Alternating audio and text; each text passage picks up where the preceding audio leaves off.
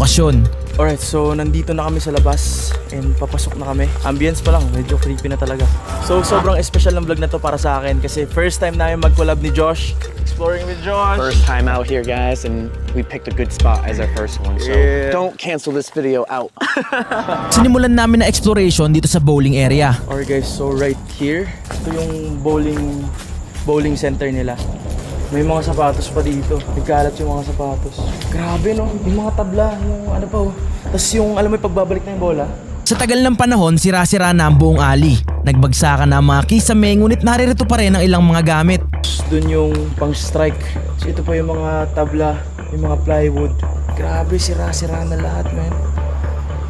Dude, this will be my first time walking on an abandoned bowling arena. Right here. Man, for sure, dito may date dito. Hanap tayo ng date. Kasi pag nakakita tayo ng date, for sure, yun yung huling nag-function sila. Yung amoy dito,